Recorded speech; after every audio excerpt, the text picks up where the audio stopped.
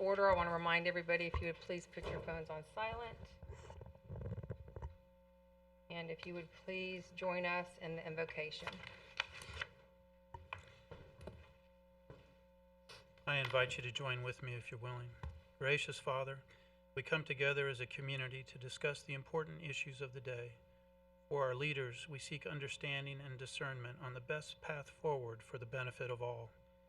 For our citizens, we pray for common ground to come together, to have meaningful conversations on these important issues, and to move our community into a better future for all.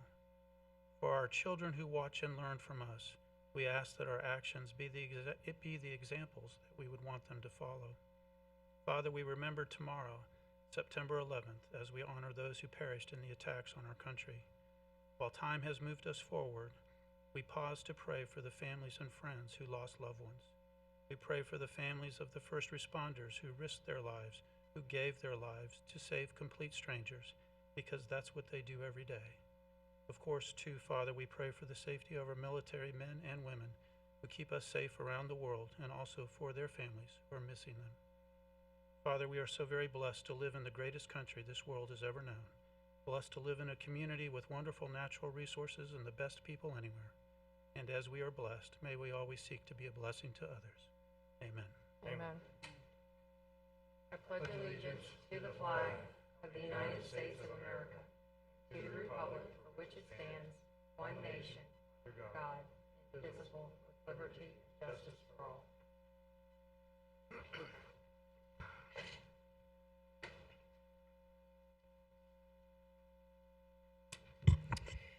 So good evening. The purpose of the public hearing is to adopt the tentative millage rate and the budget for the fiscal year 2020 and 2021. I would like to note to all the members of you out there this evening that we have staff available outside, as well as the property appraisers, to go over any of your trim notices or questions that you might have. And we also have Jennifer and the rest of her staff in the chamber, so they're happy to stay if you have questions after the meeting tonight. So at this time, I'm going to turn the meeting over to Mr. Tipton. Thank you, Madam Chair. Madam Chair and Board of County Commissioners, at this meeting, we will be setting the tentative millage rates.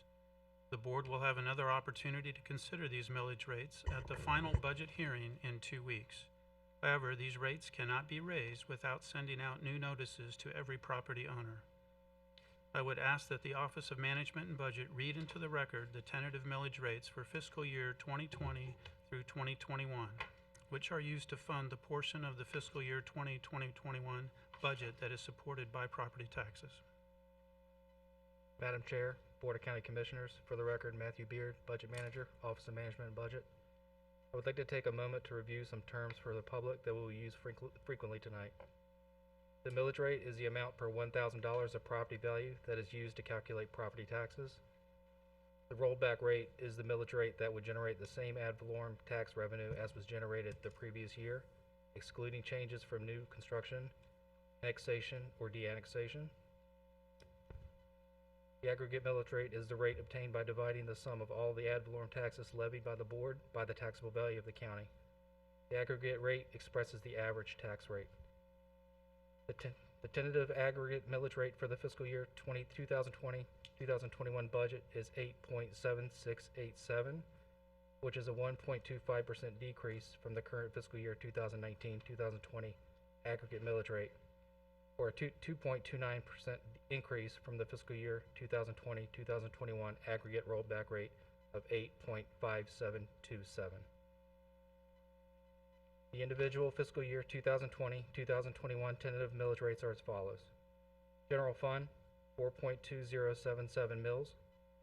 Fine and forfeiture, 3.2324 mils.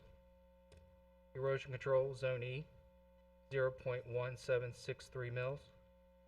Mosquito Control District, 0.1352 mils.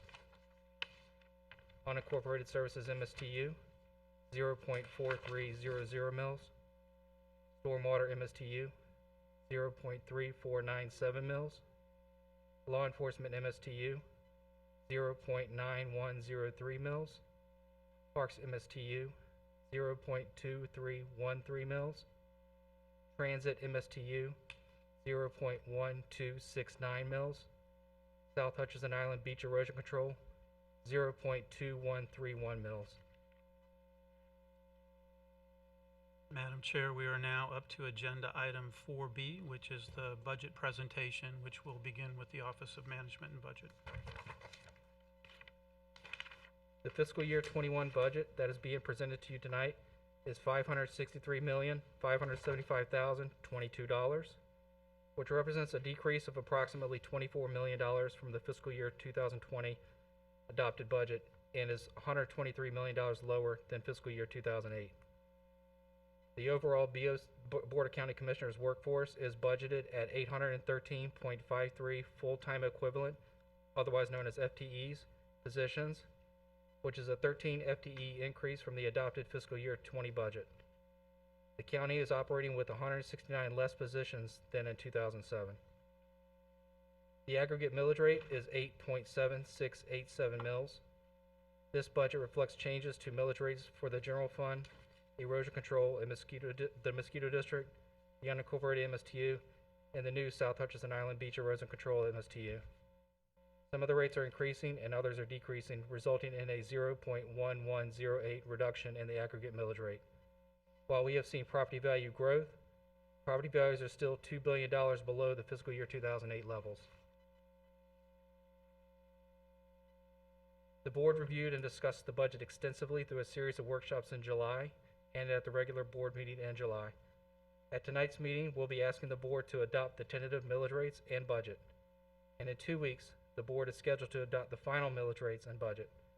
The budget year will begin October 1st.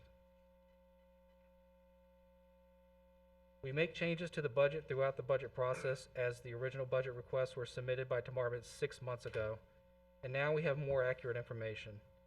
The budget that is being proposed tonight reflects an increase of $920,000 over the budget that was presented when the board approved millage rates for the property tax notices, bringing the total budget to $563.6 million. These changes are primarily due to adjustments to carryover estimates and adjustments to various revenues.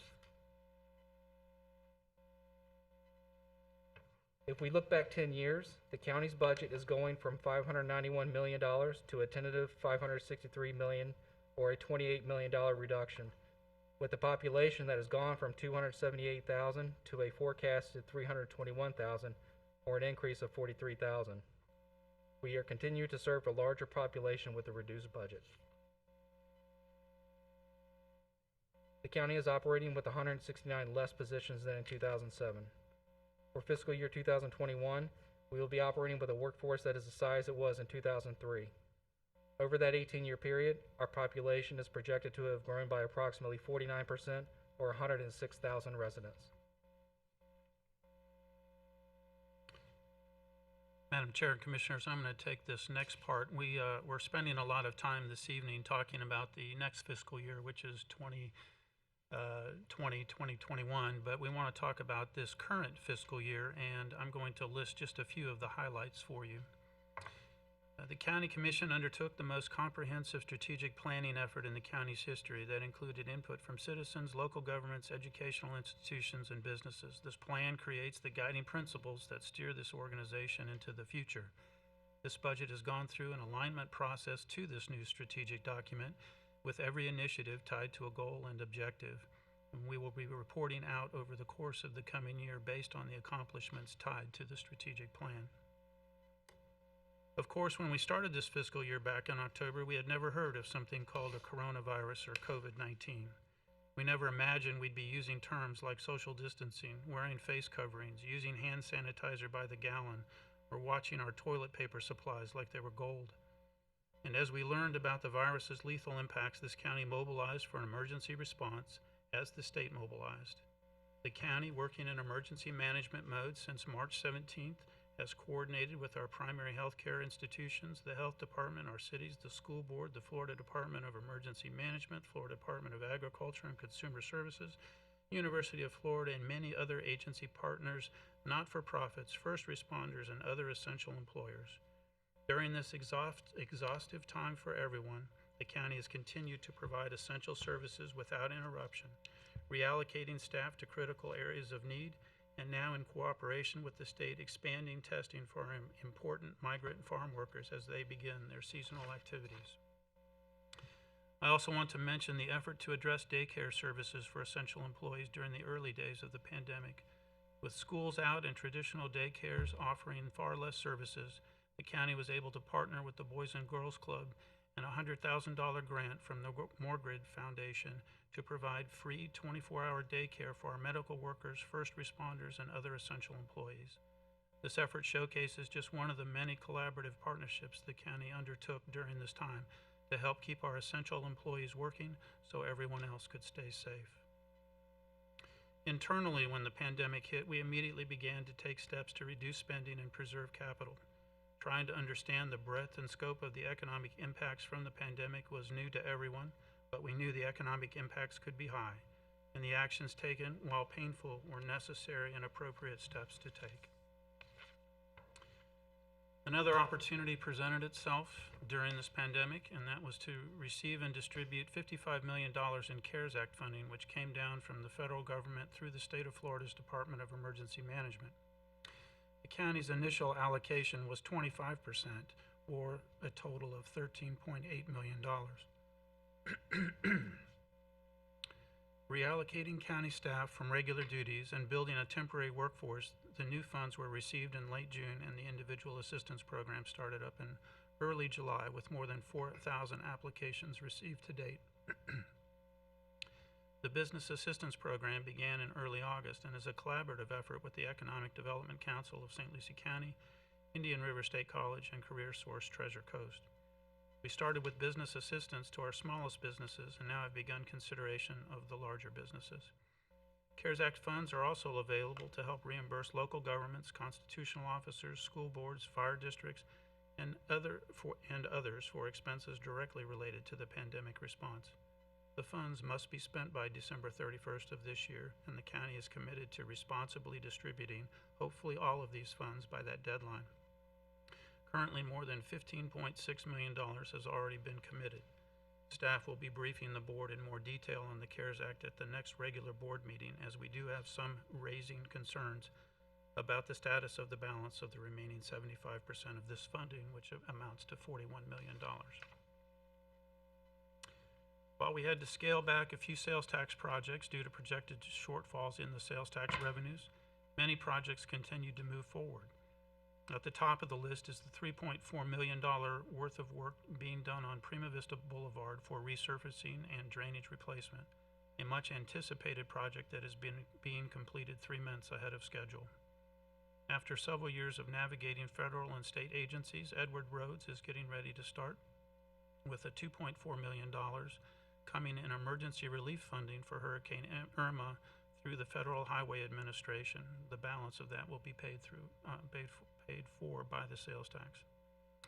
Paradise Park saw a neighborhood retrofit investment of $1.6 million for a water quality project, and St. Lucie Plaza neighborhood retrofit was a $740,000 investment. And critical to maintaining our multi-billion-dollar road network, $3.6 million was spent resurfacing county roads, all from the 2018 voter-approved infrastructure sales tax. The $59 million RDR Copus State Veterans Nursing Home in Port St. Lucie was a project the county initiated back in 2014 that has finally come to completed construction here in 2020. The county's $500,000 contribution brought in a 121,000 square foot, 120-bed skilled nursing facility that will provide much-needed care for our veterans and 175 additional jobs for our community. The county's $8.5 million hangar at Treasure Coast International is wrapping up construction and available to house jets up to the size of 737s.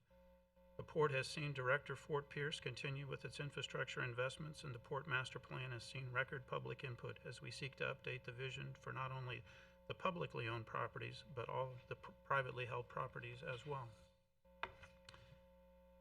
County Commission has collaborated with Fort Pierce Utilities Authority to explore a joint wastewater treatment plant operation that would have, if consummated, the opportunity to relocate the current FPUA wastewater plant on South Hutchinson Island in and away from the Indian River Lagoon.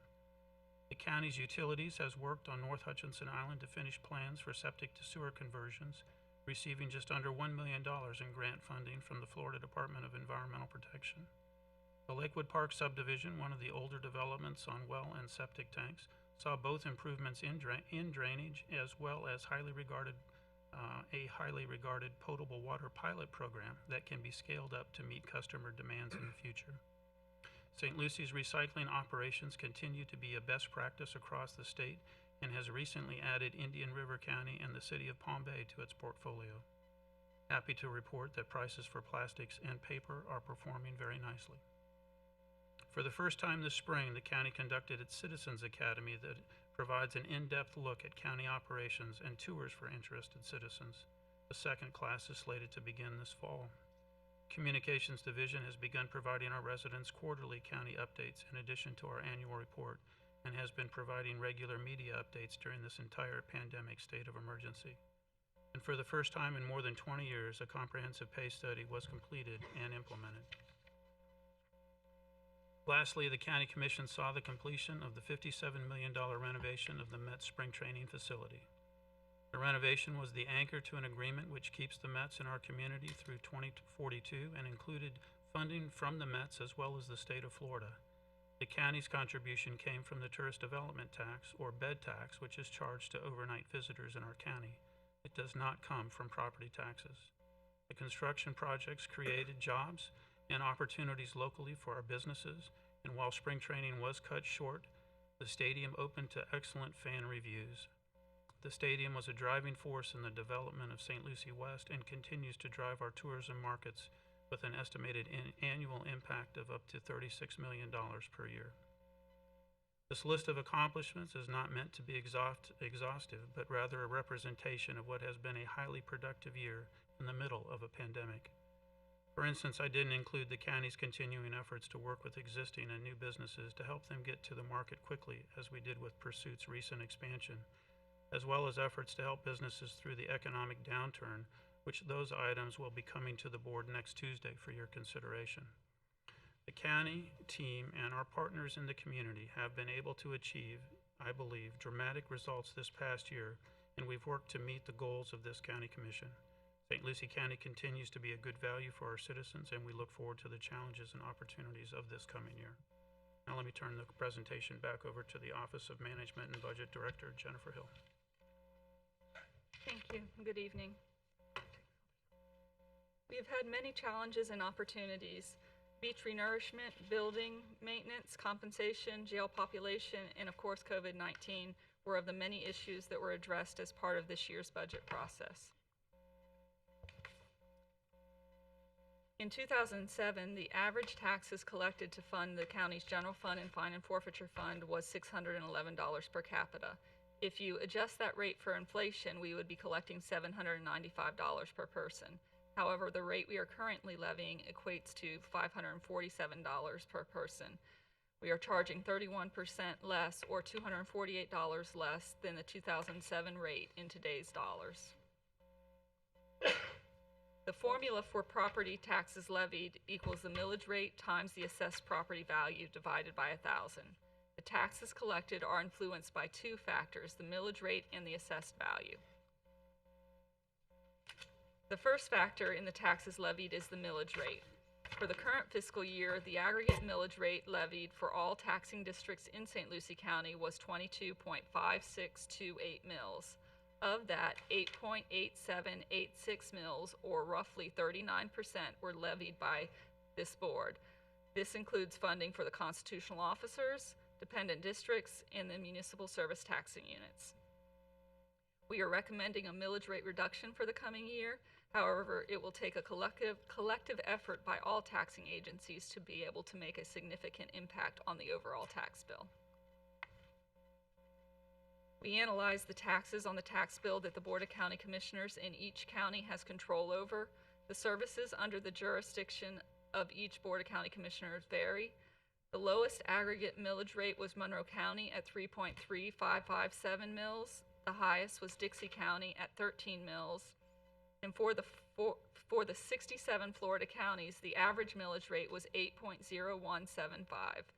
The millage rate under the control of the St. Lucie County Board of County Commissioners was 8.8786 mills. The second factor in the taxes levied is the property value. This year, the highest per capita property value was Monroe County at $373,000. The lowest was Union County at $16,000, and the statewide average taxable property value was $94,000 per capita. St. Lucie County's value was $71,000 per capita, which is roughly 24% lower than the average.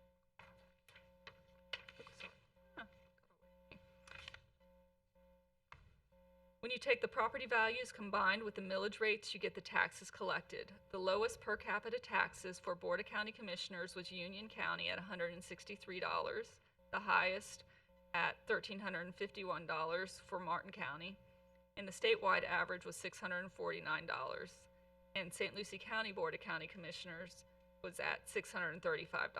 While our millage rate was higher than the statewide average, St. Lucie County's taxable value is lower than the statewide average, and when you take these two factors together, it results in St. Lucie County Board of County Commissioners county taxes per capita being slightly below the statewide average.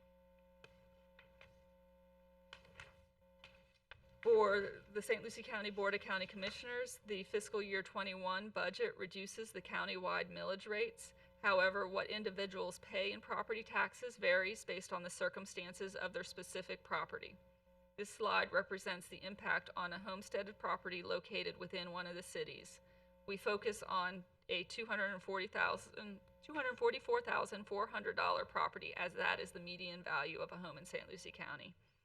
Due to an increase in values, which is capped at 2.3% for homesteaded properties, this property's taxes would increase by $22.12, or roughly $1.84 per month.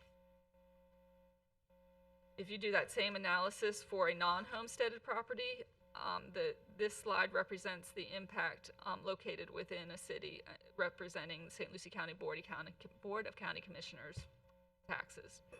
Due to the increase in values of approximately 6.95%, this property's taxes would increase by roughly $101.65, or $8.47 per month. During the budget workshops in July, we discussed funding for the sheriff's office. At that time, the sheriff was requesting a $5 million increase in his operating budget, and we were only able to fund approximately $2 million, leaving $3 million unfunded. Since that time, staff has worked closely with the Sheriff's Finance Office to find ways to fund that funding gap. The Sheriff's Office plans to reduce their requested budget by $762,000, and the county is planning to allocate $300,000 that was previously allocated to an increase in inmate medical expenses to the sheriff.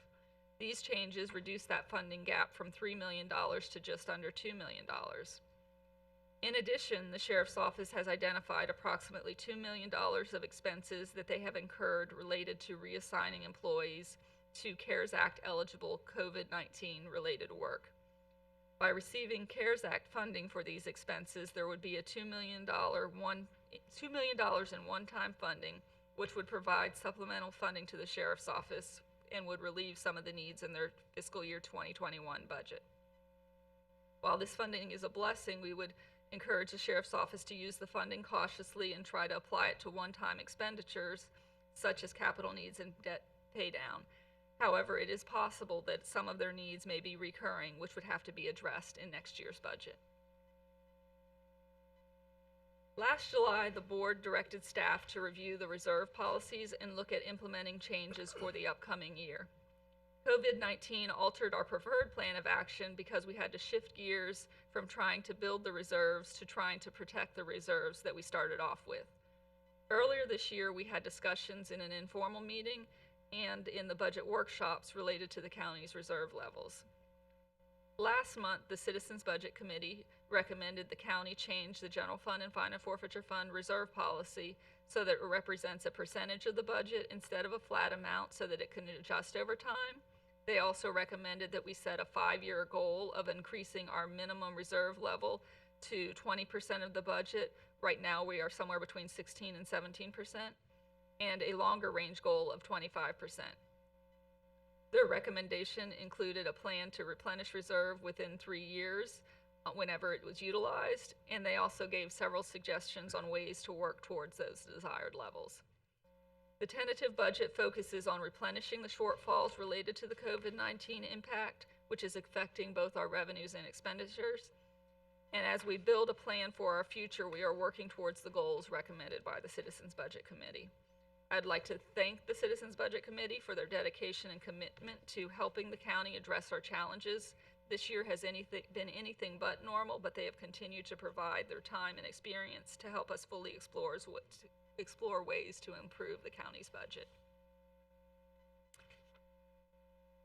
The financial impact of the pandemic is still unknown. However, revenue is coming in better than we had feared, and most of the COVID-19 expenditures are expected to be paid from the CARES Act funding. Given our current assessment, the board at Tuesday's informal asked us to look at options regarding the amount that is currently allocated to replenishing reserves. The tentative budget includes just under $1.5 million going towards replenishing reserves. We could leave that entire amount for replenishing reserves and ultimately use anything over that's needed to build reserves, or we could allocate a portion of that funding. There are two items that the board may want to consider funding. The first is funding to replace the air condition at the jail. The tentative 2021 budget currently has $267,000 allocated for this project, which is only partial funding to a $510,000 project. And so it would take approximately $243,000 more to actually be able to complete that project. The second item is an additional requested funding for the mental health court, which was discussed in the July workshops. However, at that time, we didn't have available funding for the request. If the board would like to consider these requests as part of this process, we would still be able to fund approximately $1.1 million towards replenishing the reserves, and we would be able to add approximately $65,000 to build the reserve levels.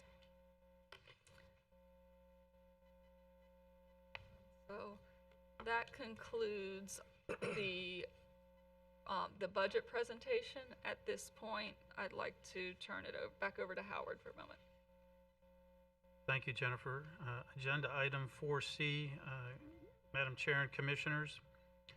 Agenda item 4C allows for public comment on the tentative county budget for fiscal year 2020 to 2021. Madam Chair, we are now ready to accept public comments on this tentative budget for this coming fiscal year. Okay, is there anybody present that would like to come forward and address the board? If there is, if you could come to the podium and state your name, please.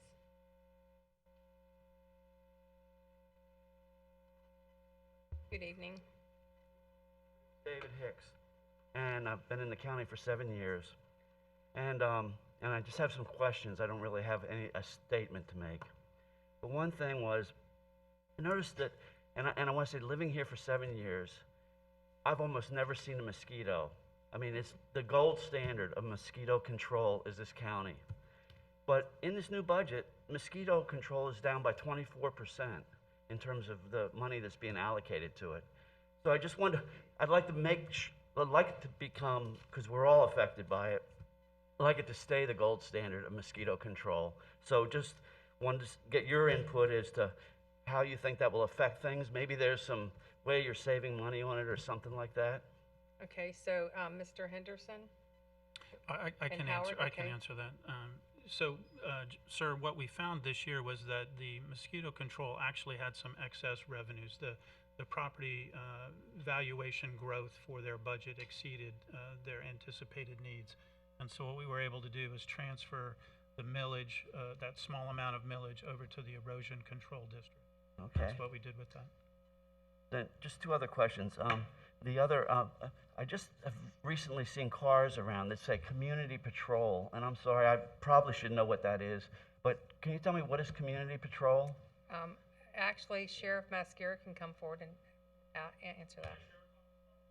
Well, they don't say sheriff's office. The last one I saw was white, and on the side of it said community patrol. Is that just a local thing? Maybe not. Maybe it's not the county. Mr. Hicks, I need you to address Oh, I'm the board, sorry. please, and talk to the mic because it's filmed. That's okay. I understand. Madam Chair, if I could help.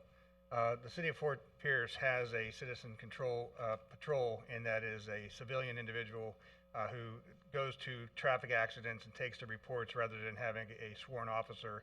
It takes and provides for the opportunity for that report to get done. and that process be completed rather than have a sworn officer taken off the street.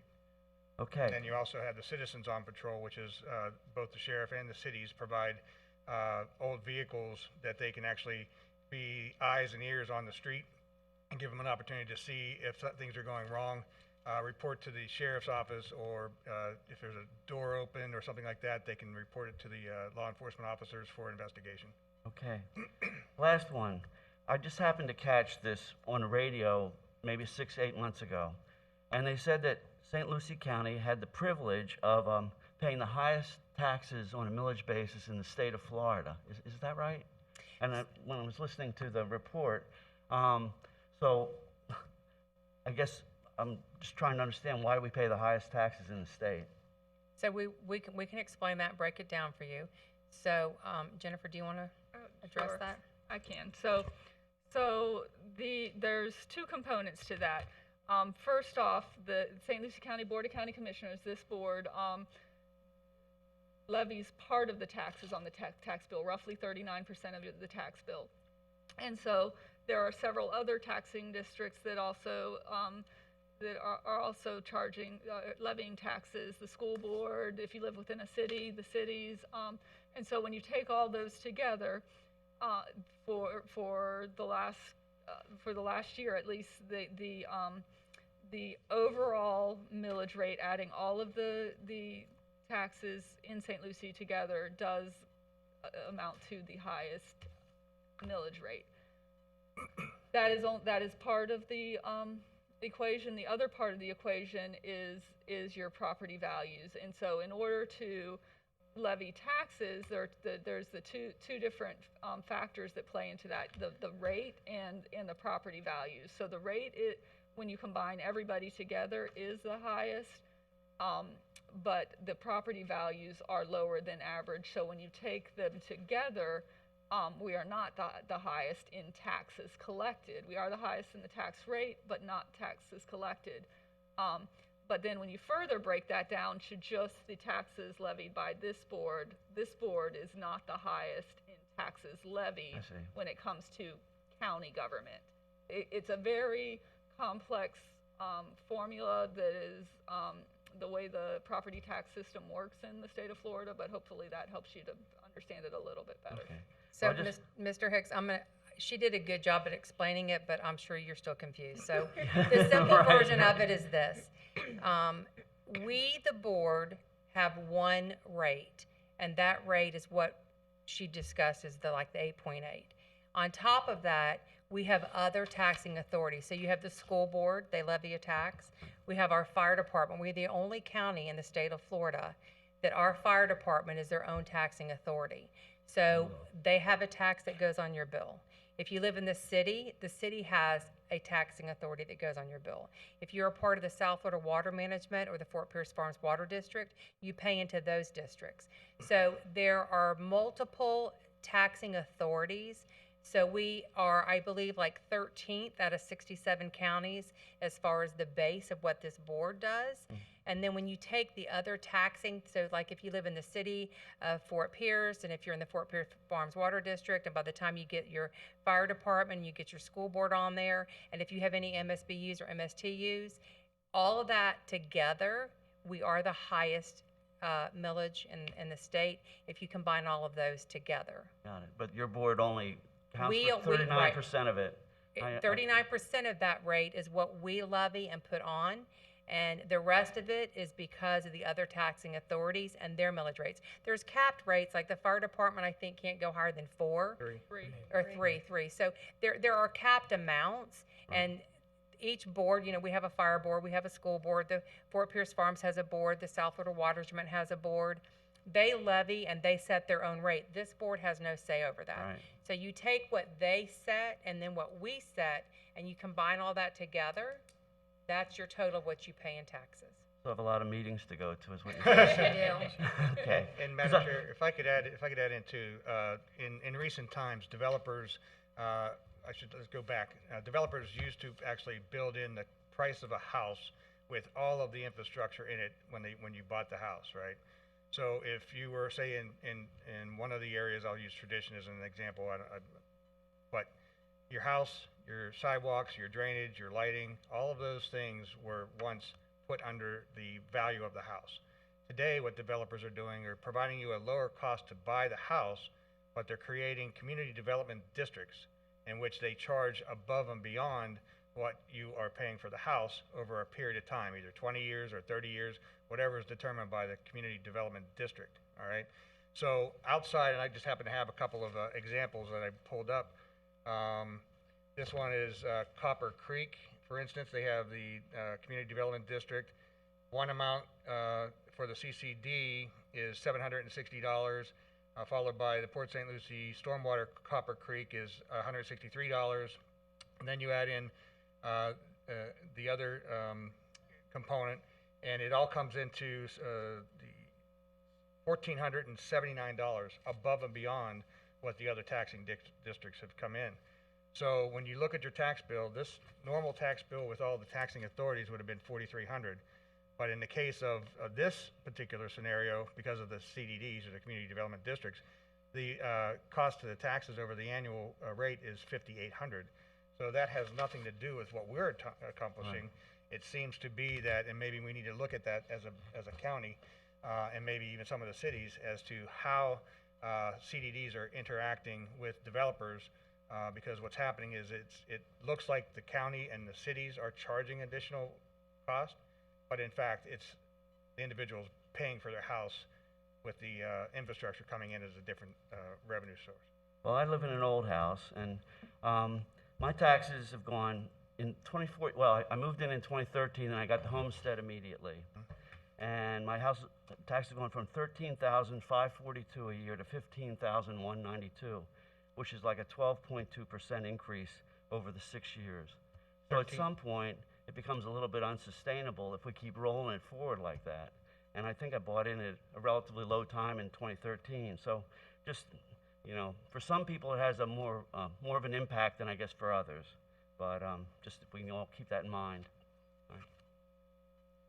But thank you very much. Absolutely, and we appreciate you being here, and your questions, I'm sure, are questions that everybody else might have. So it takes courage to come here and ask them. So I hope that we answered them.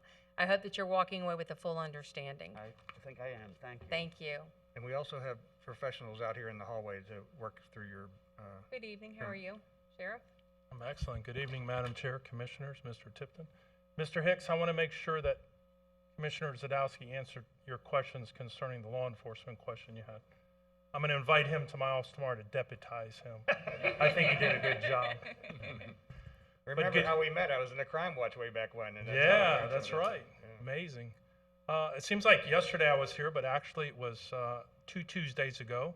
It was the night that the proclamation was made for Captain Pat Duval for his contributions and service to our community.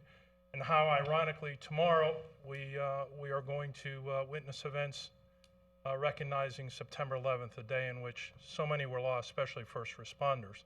And I bring 2 of those up because we see what Captain Pat Duval did in his community, investing in it and making contributions. And now we see tomorrow first responders who always run the danger and are willing to die for us. 2 weeks ago when I was here, we were so far apart, I never thought we'd come to a resolution.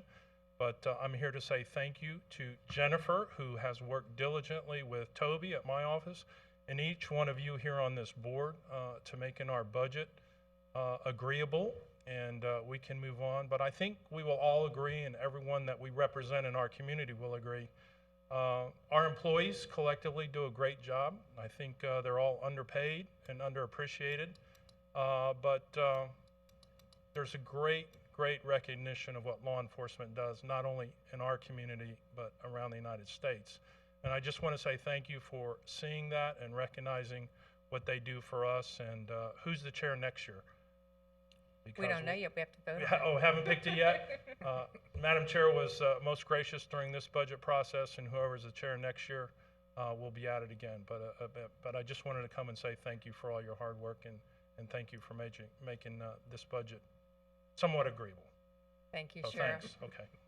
And again, thank you to all your men and women that go out there and serve every day. We appreciate it. Is there anybody else? Good evening.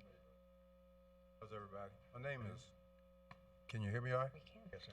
My name is John Harley, and I would like to say I didn't hear too much on the recession that we're in and the pandemic that we're in. In my house, it's been almost a year now. We cut spending. I don't have anybody to say, go to and say, piggy bank, give me some money. You got to take care of things and spend money wisely. We elected people that were elected to be custodians of our county. And when if the money, and I see a lot of waste in the county, a lot of waste. And it just irks me that our taxes, as well as everybody else's, have gone up every year. There's no sidewalks to speak of. There's no street lights to speak of. Things that we, as the people, consider essential, and for safety purposes also.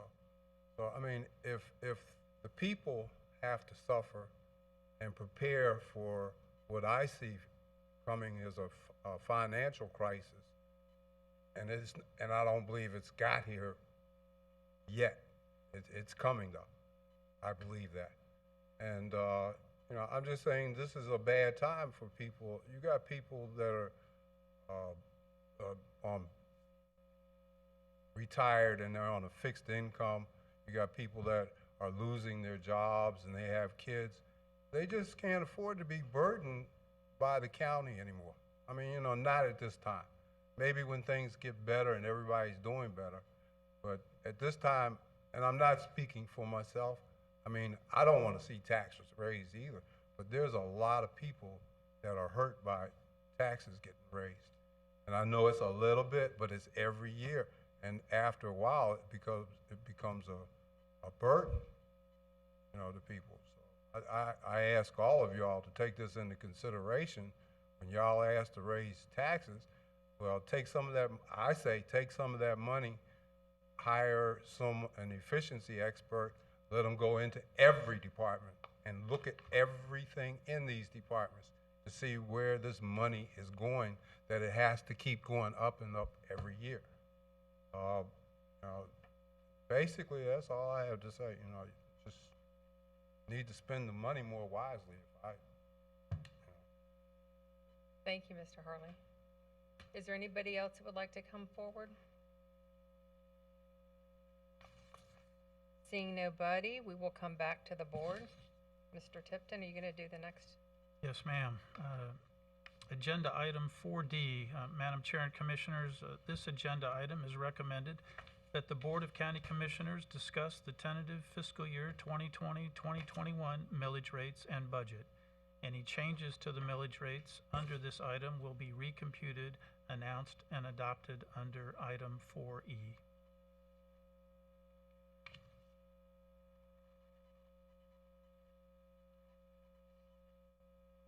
Is there any discussion, changes that we're gonna? Madam Chair, I know at our informal Tuesday, we had the discussion on the additional funds, and I'd stated then, and I'd like to restate it. In light of the fact that there's so many still unknowns for this year, if you've looked at the weather forecast, you see we've got 7 storms sitting out there. We're in the middle of a hurricane season that's very active. We've had, and I know the sheriff's still here, and maybe he can confirm this, but this week alone, I think we've had an increase on the COVID inmates and some of your deputies out there. That came out of the blue when we thought we were dropping the numbers.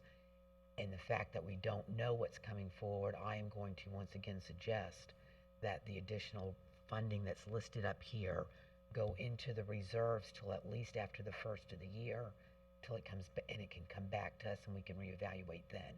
I'm just not comfortable at this time allocating funding out with so many unknowns that are big ticket items.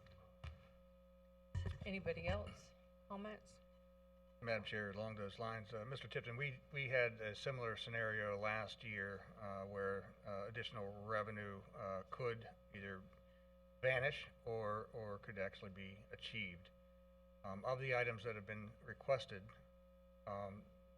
Commissioner Hutchinson, do you have any that you would move to fund upfront, such as the mental health court component, and then wait until after we see what exactly happens, and then have a provision that we do a budget adjustment? Is that something you consider? I mean, if you're agreeing with me to put it into the reserves at this time and revisit it back in January when we maybe have a better handle, or February, whatever the time frame may be, not dragging it out the full year and stuff. I'd like to relook at, because you brought up a bit about the mental health court, and in my discussions with staff yesterday and today, we've already approved contracts with them, and those monies were set. So you're going to have to go through and do a budget amendment change, a whole contract amendment change on it. It falls back in line with, leaving it as was mentioned by our Citizens Budget Committee, to start moving in that direction. In the big scheme, when you're looking at almost a $500 million budget, $361,000 doesn't sound like a lot, but it goes back to the point that we sit there and we do count, we do look at where those dollars go to, and are they being spent wisely. And that is my biggest concern right now, is we're ending this year's budget, in 2 months, 6 weeks? And there's still a lot of huge, costly unknowns that I don't know if I'm comfortable enough to go ahead and allocate it out. The JLAC funding, I think we've already got half of that already budgeted for this upcoming year. This is the additional half that we had already agreed during budget workshops would be in the following year. So you'd still be able to pull it off, if we revisit it then. Madam Chair, Yes, sir. I'm leaning towards agreeing with Commissioner Hutchinson's suggestions on the $361,761 that could be allocated, but I too am a little hesitant looking forward. How fast will jobs come back? How fast will we get this COVID under even better control? So I'd like to put that into the record. Also, this year's budget process, it started with the development of a strategic plan, and that process with citizens' input really helped shape the vision of this county for our future. St. Lucie Works isn't just a slogan in this organization, it's how we run this ship. As challenging as it's been, I am pleased to support the lowering of the millage rate this year. In a year that included a global pandemic and the fastest economic downturn since the 1930s, this board was able to fund critical services, lower the millage rate, and pay back reserves 100%. We've met the needs of public safety and public health, continued with infrastructure projects, including Prima Vista Boulevard, the county's #1 sales tax project, and it came in months ahead of schedule. This board has shown itself to be fiscally responsible during one of the most challenging periods in our history, and I look forward to finalizing this budget in the next 2 weeks into our next fiscal year, where we will continue to bring people together and build up this community. St. Lucie County works. It really does. Before we go on, Commissioner Hutchinson, I just want to state for the record that with the mental health court, they were not told and they were not discussed that they had to put in for anything that they needed. There was no communication given at that point in time. They found out after the fact. And I think that with COVID and everything that is dealing with the new domestic battery is up more than it's ever been in the jail, that with mental health, they had been operating out there with a part-time mental health person. So for me, with mental health being an issue and a concern to begin with, and then with COVID that's created, I don't even know what the percentage would be. That's why I was supporting to taking it to a full-time mental health person to go out there. Outside the fact, I know that there's a process to follow, but with the gentleman leaving that was out there, George, and the new lady that's, I think her name's Arlene or something, there was a lot of miscommunication that took place on that. And so for me, I was willing to overlook that simply because I know right now we are in a mental health crisis. We have homelessness up more than it's ever been. We have domestic battery up. So because of that, that to me was a priority to engage in that conversation. I had that conversation with Mr. Tipton. I thought that he was in conversation with that department, and I guess it didn't happen. So now that's why we are being told at the last minute about this, but I had that conversation months ago. So I just want it to be stated that this isn't something that just came out in the last 48 hours.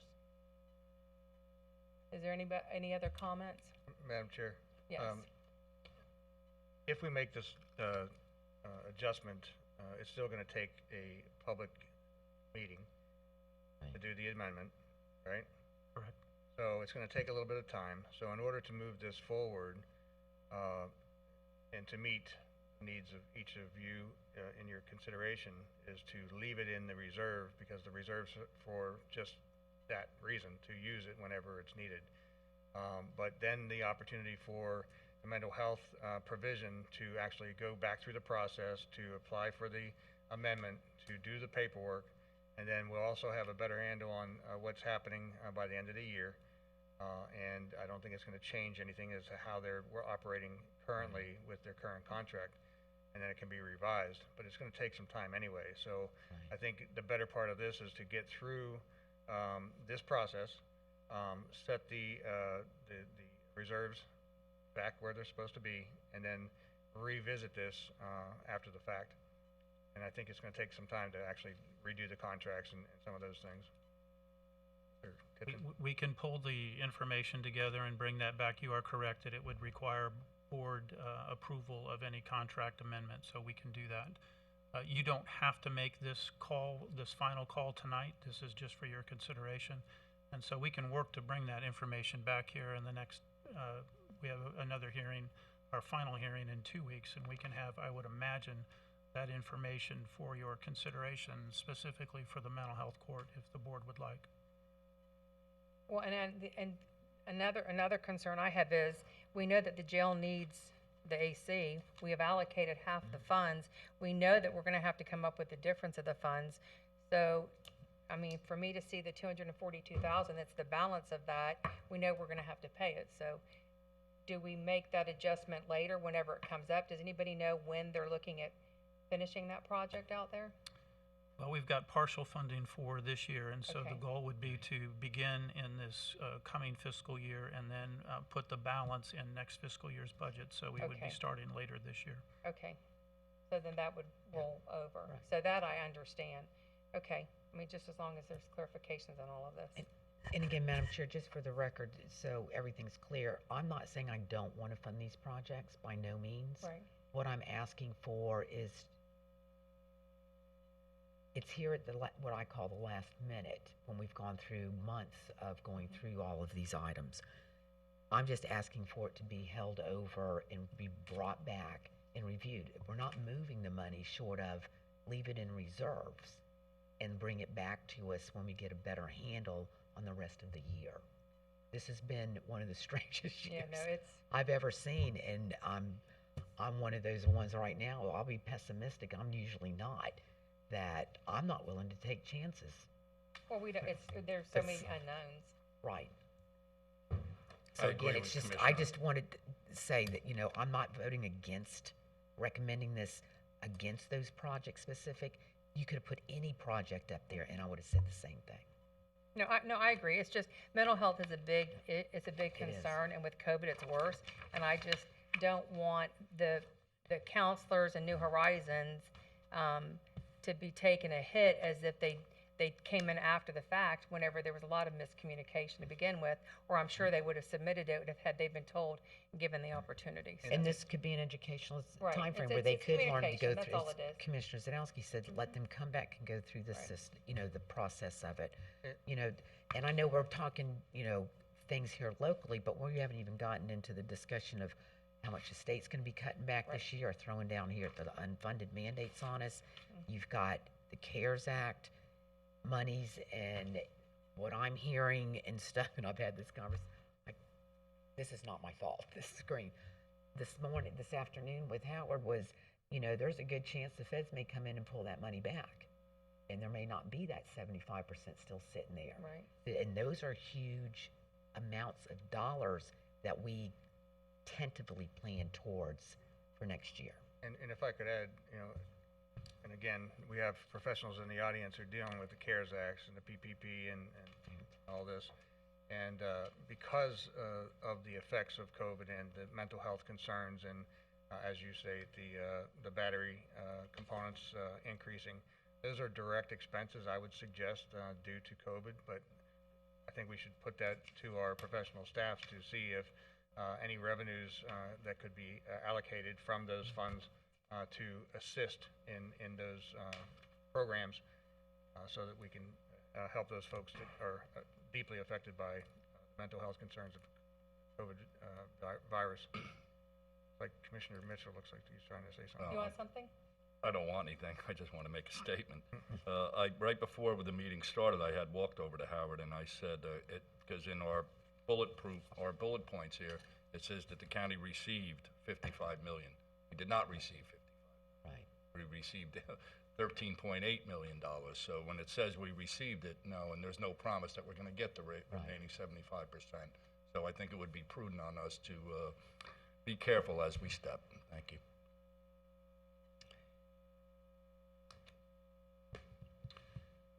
If there is no further discussion on that, we will, we are down now to agenda item 4E. And this is for the approval of the resolution adopting the fiscal year 2020-2021 tentative millage rates. Is there a motion? Madam Chair, move to reduce the millage as projected, as presented. Second. Okay, so Madam Secretary, it's Commissioner Zadowski with Commissioner Mitchell making the second. Would you please call the roll? Commissioner Hutchison, Yes, ma'am. Commissioner Bartz, Yes, ma'am. Commissioner Mitchell, Yes, ma'am. Commissioner Zadowski, Yes, ma'am. Chair Townsend. Yes, ma'am. Commissioners, we are down to agenda item 4F. We are now ready for the approval of the resolution adopting the fiscal year 2020-2021 tentative budget. Is there a motion? Madam Chair, acknowledging the $27 million reduction in the budget from the previous year, I move approval of the tentative budget as presented. Second. Second. Okay, so Madam Secretary, that was Commissioner Zadowski with Commissioner Hutchinson making a second. Would you call the roll, please? Commissioner Bartz, Yes, ma'am. Commissioner Mitchell, Yes, ma'am. Commissioner Hutchison, Yes, ma'am. Commissioner Zadowski, Yes, ma'am. Chair Townsend. Yes, ma'am. Thank you. This brings us to the conclusion of the meeting. I'd like to thank Sheriff Mascara for being here, and I'm glad that we were able to reach an agreement. I'd also like to thank the two gentlemen that came forward tonight.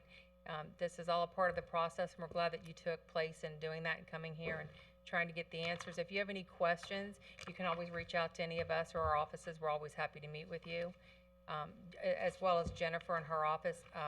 Mr. Hicks, if you have other questions and need some clarifications, they're always happy to meet with you, as well as the property appraiser's office. So if there Matt, is, yes, I do have one comment. I would like to take just a moment and to thank our staff for the work and the challenge in meeting the challenge. In some cases, they actually exceeded it when we challenged them last year to drop the millage and to bring to us a new plan, if you will, for the next, I think we agreed on 3 years out, going out. And they did all of that, plus handled everything we were going through with the pandemic and so forth. It is kudos to our staff for a job well done. and I also do want to say that I know that through COVID and everything going on with the Met Stadium, that I think it's important for everybody to know that we did get our final CO yesterday. Is that correct, Mr. Tipton? Yes, ma'am. Yes, I ma'am. think that with everything else going on, that's worth mentioning as well. Is there any other comments? I just want us to remember tomorrow, never forget 9/11. Is there a motion to adjourn? So move. Have a good evening, everybody.